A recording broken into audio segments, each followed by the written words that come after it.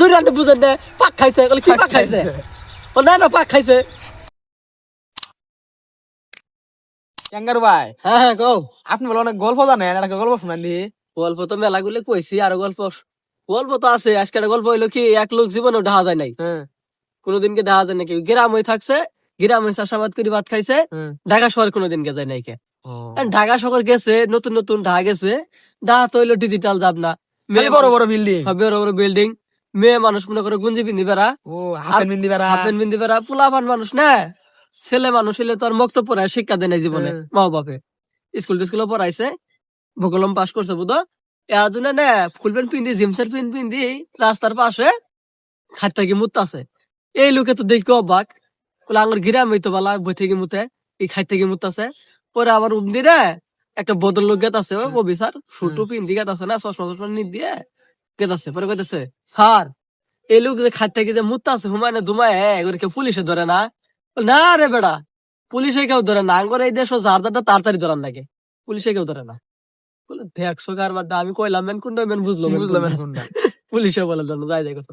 ও ঢাক আছে, এক বাসা থাকছে খালি বিল্ডিং ঘর, এখন তুই তার নেট টেন খুঁজে পাই না, পায়খানা খুঁজে পাই না, বাথরুম খুঁজে পাই না। গ্রামে তো মনে করো টং পায়খানা যা গেছে থাকলে আগা যা, অন্য তো আর বস নাই। কি করছে পলিটিং নাতে পুটকির করে বাইন্দি কাম চলাই দিছে, দাগ গেলাইছে। এখন তো এটা তো ফেলাই দেওয়ার লাগবো, কই ফেলাই দিব, দেশ কুল পাই না তো গ্রামে নাম তো আর জঙ্গল লাইকে যে এটা ফেলাই দেবো। গ্রামে তো বাইরে গাছ তুলে ফেলাই দিলে হয়ে গেল। এখানে এক জানালার ফাঁক দি না, জোরে জোরে ঢেল মারছে, মনে হচ্ছে বিল্ডিং এর ছাদে যায় পড়বো, জোরে জোরে ঢেল মারছে না, ওই ঢেল যায় আরেক জানালা দিয়ে বই ঢুকিয়ে একবার ফ্যানের পাহাড় উপরে যায় বয়ে পড়ছে। বাতাস খাবার গেছে, টুল কাটা বাতাস খাবার গেছে, টুল কাটা বয়ে পড়ছে। ওই আবার অফিস টফিস করি কেলাম তো আইসা হারি ওর বিবিরে করছে যে বিবি ফ্যানটা অন করো তো দেখি।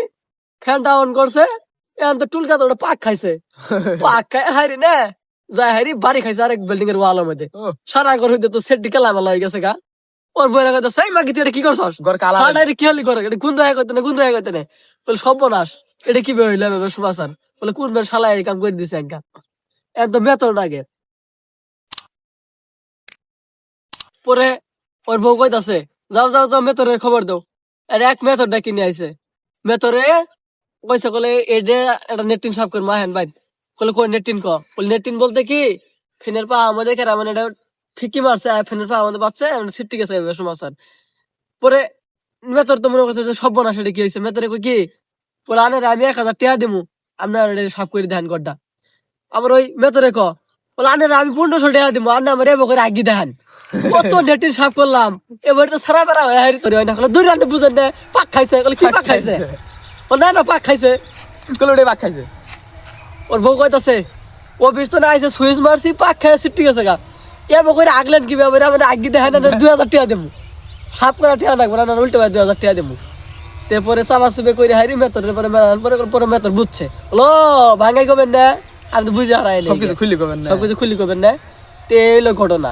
আসলে বানানি গল্প তো ভাই কিছু নাই কে, মানুষ দৈনন্দিন জীবনে চলাচল করতে গেলে প্রত্যেকটা মানুষের জীবনে একটা ইতিহাস, সুখের ইতিহাস হোক দুঃখের ইতিহাস হোক একটা ইতিহাস। তে আরো গল্প ইনশাল্লাহ সামনের দিনগুলোতে আবো। এই চ্যানেলটি নতুন, হিংসা রাখবেন না ভাইয়ারা, একটু সাবস্ক্রাইব করবেন। ধন্যবাদ আপনাদের সকলকে।